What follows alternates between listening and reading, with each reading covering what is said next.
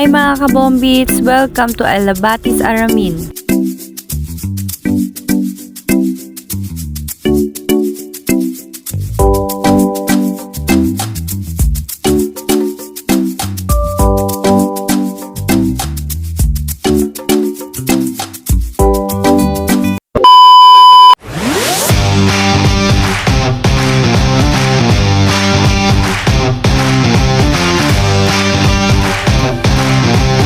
Good morning mga kabombits! Ayan, umaga na naman na tayo migala. Bago nga tayo umalis, syempre, ayan, mag-aalmusal muna kami. Napakasarap ng aming almusal. At ayun na nga mga kabombits, nang matapos kami mag-almusal, lumakad na kami. At kinuha ko na dyan si Blackie. At dahil maaba ang aming biyahe, ayan, i-check ko muna ang engine at kung ano-ano na sasakyan. Dahil mahirap bumiyahe ng malayo at magkaroon ng aberya. At ayun na nga mga kabombits, nang matapos ko i-check yung kung ano-ano na sasakyan, sinundo na namin si Mama at nandun ang isang sasakyan namin. At ayan na nga si Blackie. Ayan ang aking mga pamangkin at ang aking mama. Sila nakasakay sa isang car kasi para hindi kami overload. Matapos namin mapag-usapan kung saan kami dadaan, ayan na nga at nagready na kami at aalis na. At ayan na nga, nilabas na nga ni Waze ang oras ng biyahe, 2 hours and 11 minutes. Umalis kami ng bahay ng 3 a.m. Ayan, sobrang luwag ng daan at madilim pa. At ayan nga mga kabombits, dumaan muna kami ng gas station para hindi mabitin ang aming gasolina. At para dire-diretso ang aming biyahe. At ayun na nga mga kabombits, kami bumabaybay na sa SLEX. Sobrang excited nila mama at ang aking pamilya. Dahil minsan nga lang kami makagala sa lugar na to. Sobrang busy kasi talaga nila. Ayan, at kitang-kita mga kabombits, sobrang dilim ng daan. Dahil sobrang aga pa ng mga oras na yan. At kaya naman natulog muna sila mama at ang aking mga kasama sa sasakyan habang kami ay nasa biyahe. Dahil medyo malayo-layo pa ang aming lalakbayin. Habang natutulog sila, ako ay nagpo-focus sa pagdadrive. Dahil first time ko lang madaan dito sa SLEX. Oh my God.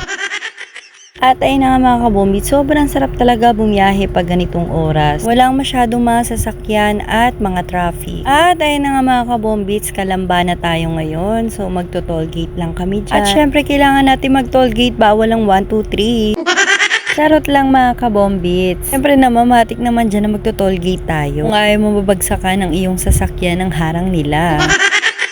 At ayun na nga mga kabombits, tayo nasa Los Baños na. At ayun na nga mga kabombits, ang daming ilaw, 'di ba? Sobrang ganda niyan. Tuwang-tuwa nga ako diyan habang bumabiyahe kami dahil punong-puno ng ilaw. Nalilibang ako sa puro ilaw ng daan na yan. Kahit hindi kita ang view ng mga oras na yan. Kasi nga sobrang dilim pa. Pero yung mga ilaw na yan, sobrang ganda lalo na sa personal. Walang masyadong sasakyan ng mga oras na yan. At nabigla pa nga ako dahil ayan na nga, kurbada-kurbada na ang mga daan. First time ko lang mag-drive sa ganyang mga daan. Akalain mo yun na kaya ko. Oh my God. Wow! At ayun nga mga kabombits, di ko alam hanggang saan yung kurbada-kurbada na yan. Tapos sobrang dilim ng daan. Talagang headlight mo lang ang magsisilbing ilaw. Sobrang saya ko nga ng mga oras na yan dahil first time ko lang makadaan sa mga ganyan daanan. Sobra akong nag-enjoy, para kaming nasa roller coaster.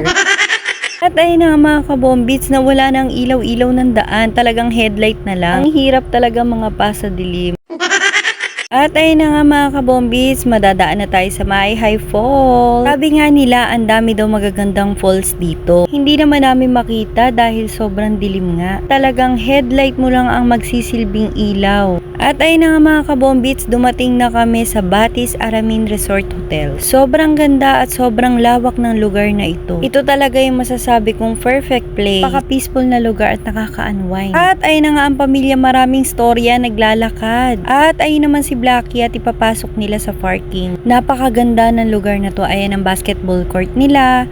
At ayun nga ang pamilya, maraming storya, bising-bising maglakad. At itong lugar na to ay perfect for couple din. At okay na okay din ito para sa pamilya. Sobrang gandang pasyalan na to. Hinding-hindi kayo magsisisi dito. At ayun na nga ang pamilyang maraming storya, tuwang-tuwa sa paligid nila dahil sobrang gaganda. Meron din sila ditong mga buffet, breakfast, lunch, and dinner. Pwede rin kayong umorder sa kanila. Sobrang sarap ng pagkain nila, worth it. At ayun na nga si Blackie, hinahanapan nila ng mas malapit na parking sa pag-i-stayan namin. Sobrang ganda ng bawat sulok ng view dito, Instagrammable. At ayun na nga mga kabombits, ayun na nga aming pag-i-stayan. Ang ganda, di ba? Parang isang buong mansyon. At ayun na nga mga kabombits, iro-room tour ko naman kayo dahil kami ay papasok na. Ito nga pala ang aming nakuhang room. Ito ang napili naming room na pag-i-stayan. Halika na, pumasok tayo mga kabombits. Iro-room tour ko naman kayo. Welcome Harana 118. Pagpasok pa lang ang bango na at sobrang linis. Ayan, kita nyo naman mga kabombits. Ayan, o, di ba may pahiga-higa pa? Halika na at pumasok naman tayo sa kanilang mga toilet. Ayan ang kanilang mga bathroom at restroom. Sobrang linis. At may heater ang kanilang shower dyan. And may towel na dyan kung ilang kayo magi-stay. At ayan mga kabombits, may libre silang coffee, water, and soap, toothbrush, at tissue. Ayan, itutur ko naman kayo sa view ng veranda nila. Sobrang ganda at ang hangin dito sa veranda nila. At tapos ko kayo itur, halika na sa labas at magkape. Lipat namin ng mas malapit na parking si Blackie. Ayan, sa harap mismo ng pinag-stayan namin, dyan namin pinark si Blackie. Ayan nga at kami ay maglalakad-lakad muna. Ayun na ang pamilya, maraming storya, nauuna na sila. Ay, excited na nga silang ikutin itong resort. Paakyat pa lang, sobrang ganda na ng mga view. Talaga nga naman pang Instagrammable ang view dito. Kaya perfect pang picture-picture. O, ayan na nga ang ate ko, diba? Hindi nagpahuli. Meron din silang mga zipline dito at marami pang iba. Ikot ko naman kayo ngayon sa kanilang garden. Malamansyon na lugar, o, diba? At ayun nga ang kapatid ko at ang kanyang asawa, busy sa mga tanawin. Ay, sobrang ganda nga ng view dito. Talagang sobrang may enjoy mo ang staycation nyo dito. Hindi pa siya ganun ka-crowded. At ayun nga mga kabombits, may maze pa sila dito. Pero bawal dito pumasok basta-basta. At hindi na nga kami sumubok pumasok dyan dahil kami nagtuloy-tuloy mag-ikot. Ano pang meron sa loob ng resort na to. At ayun nga mga kabombits, naligo na sila kulit. Sobrang lamig ng tubig. Ay, tubig na yan ay galing sa Batis. Ayun na nga yung pangalawang swimming pool, kami ay nag-ikot na. Sobrang lawak ng pool na yan at may mga pa-pols-pols pa. At pagtapos namin dyan, pumunta kami sa kabilang swimming pool dahil may mahabang slide nga daw doon. At ayun nga mga kabombits, katabi lang yan ay isa pang swimming pool. Check naman natin kung anong itsura ng kabilang pool. At ayun nga mga kabombits, ang isa nilang pool. At may nag-advance na nga ng Valentine's Day. At ayun na nga ang isang swimming pool nila at ang ganda dito at may pa-dinosaur pa nga sila. At i-check naman natin ang isang pool nila, sobrang ganda. Sa lahat ng pool na inikutan namin, dyan nga ang napusuan kong liguan mamaya. Dahil sobrang ganda ng view at sobrang ganda ng style ng pool na to. At halika na nga, iikot pa tayo mga kabombits. Meron din silang fish pan dito at may pa-pols pa nga dun sa may dulo pupuntahan namin. At ayan na nga si Kulit, naglalakad, nauuna pa. Excited din siya na maikot ang buong resort. Sobrang daming isda dyan at ang lalaki. Sobrang nakaka-enjoy ikutin ng resort na to. Sobrang lawak talaga kasi. Dyan sa fish pan nila, kung gusto mo magmuni-muni, ayan, may upuan pa sila. Pupuntahan namin ngayon ang falls nila. Sobrang ganda talaga ng view dito, sobrang Instagrammable. At ayun na nga mga kabombits ang falls nila. Sobrang ganda kaya naman di nagpauli sila dyan, nagpicture-picture sila dyan sa may falls. Wow! At ayun na nga sila, nag-uunahan kung sino muna mauuna mag-picture taking. Matapos nga ang picture taking ngayon at babalik kami at nagugutom na sila. At ayun na nga si Mama busy magluto ng aming kakainin. Dahil sobrang sarap nga magluto ni Mama. Napaparami ang aming kain. Sisira ang diet.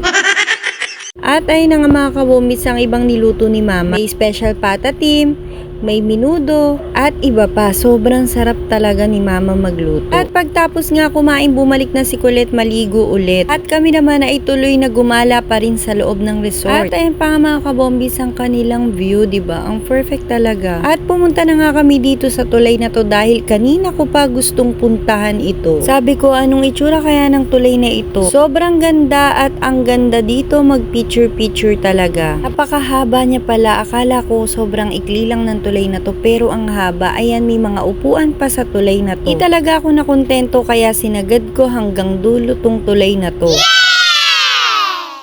After ko naman dyan sa tulay na yan, ayan, at kami ay bumaba na. Kaya na nga si Kulit nag-aaral lumangoy. Ligo na nga rin pala kami dyan. Sobrang lamig talaga ng tubig. Dahil di na nga namin makayanan ang lamig ng kami tubig, ay umahon na nila ate. At nagpahinga muna sa isang table. Ayan na nga, nagkukwentuhan ng pamilya maraming istorya. Kaya naman kung naghahanap kayo ng perfect place, eto na yung hinahanap nyo dahil sobrang peaceful talaga dito. At ang daming Instagrammable na background dito. Sulit dito at affordable price lang. lamang dito. Pagtapos nga namin magpahinga, bumalik na kami ng cottage at magbanlaw. Dito na nagtatapos ang ating part 1 staycation. At syempre mga kabombits, may part 2 pa to. Thank you for watching!